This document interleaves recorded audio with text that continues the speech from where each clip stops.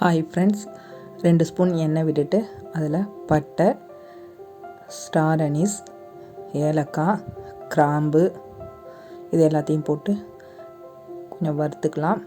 2 கை பெரிய வெங்காயம், பெரிய சைஸாக இருந்தால் ஒரு 3, மீடியம் சைஸாக இருந்தால் ஒரு 6 எடுத்துக்கோங்க.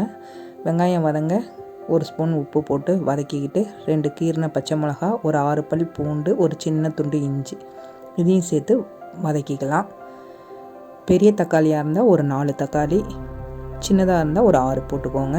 தக்காளியை கட் பண்ணி அந்த நடுவில் இருக்கக்கூடிய காம்பு பகுதிக்கிட்ட இருக்கக்கூடிய வெள்ளையாக இருக்கும் இல்லைங்களா, அதை நீக்கிட்டு அதையும் போட்டு வதக்கிக்கலாம்.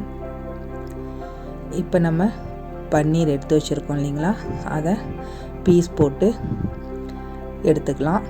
இப்போ நம்ம வதக்கிக்கிட்டு இருக்கிறதுல மஞ்சத்தூள், மிளகாய்த்தூள் சேர்த்து அதையும் வதக்கி வச்சுட்டு, இது காஷ்மீரி மிளகாய் நல்லா கலர் கொடுக்கும் இல்லைங்களா, அதுக்காக சேர்த்துருக்கேன். தனி மிளகாய்த்தூள் ஒரு 1/2 ஸ்பூன், மல்லித்தூள் ஒரு 1/2 ஸ்பூன் இதையும் போட்டு நல்லா வதக்கிக்கலாம். இது நல்லா வதங்கிட்டு இது இப்போ ஆற வச்சுருவோம். நம்ம கட் பண்ணி வச்சுருக்க பன்னீரை தோசைக்கல்லில் சேர்த்து வறுத்து எடுத்துக்கலாங்க. இது குட்டி குட்டி க்யூபாக நம்ம வறுக்கிறத விட மொத்தமாக பன்னீர் ஃபுல்லாக இருக்குது இல்லைங்களா, அதை போட்டு வறுத்தா ஈஸியாக இருக்கும். அதே நான் இப்போ இதை வறுக்கக்குள்ளே தாங்க யோசித்தேன், கட் பண்ணுறதுக்கு முன்னாடியே வறுத்துட்டு நம்ம அதுக்கப்புறமா பீஸ் போட்டிருக்கலாம் அப்படின்னு. ஏன்னா இது ஒரு சேர வரல பாருங்கள், அதுனா அப்படியே பரட்டி ஃபுல் பீஸையும் அப்படியே சேர்த்து பரட்டி எடுத்துருக்கலாம். இது பூரிக்கு நான் மாவு பிசைஞ்சு வச்சுட்டேங்க. இன்றைக்கி பூரி பன்னீர் பட்டர் மசாலா தான். நம்மளோட மசாலா ஆறிட்டு அதை மிக்ஸி ஜாரில் சேர்த்து அரைச்சிப்போம். லைட்டாக ஹீட் அடியில் இருக்குதான், பரவாயில்ல, அரைச்சிப்போம். நம்மக்கிட்ட இருக்கிறது குட்டி ஜார் தானே, அதனால் 2 தடவையாக அரைச்சி எடுத்துக்கலாம். இப்போ இதாக அரைச்சாச்சிங்க மசாலாவை.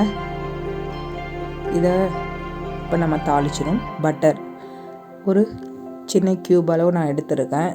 ஏன்னா எங்களுக்கெலாம் கொலஸ்ட்ரால் கொஞ்சம் ஜாஸ்தியாக இருக்கணும் ஒரு எண்ணம், அதனால் கொஞ்சம் ஆயில் 2 ஸ்பூன் சேர்த்துருக்கேன். அதில் லவங்கம், பிரிஞ்சி இலை, பட்டை அதை சேர்த்து வதக்கிட்டு நம்ம அரைச்சி வச்சுருக்க மசாலாவை அதில் சேர்த்துடலாம். இதை ஒரு நல்லா பிரட்டிக்கலாங்க. அந்த பட்டர் மிக்ஸில் எந்த அளவுக்கு உங்களுக்கு தண்ணி வேணுமோ அந்த அளவுக்கு அதை சேர்த்து நீங்கள் கிளறி விட்டுக்கோங்க. இந்த ஸ்டேஜில் அதில் உப்பு, காரம் எல்லாம் கரெக்டாக இருக்கான்னு செக் பண்ணிக்கோங்க. உப்பு பத்தலை, அதனால் நான் கொஞ்சம் உப்பு போடுறேன். அதுக்கப்புறம் ஹோட்டல் ஸ்டைலில் உங்களுக்கு கிடைக்கணுன்னா ஜீனி போடணும், அது 1 ஸ்பூன் போட்டிருக்கேன்.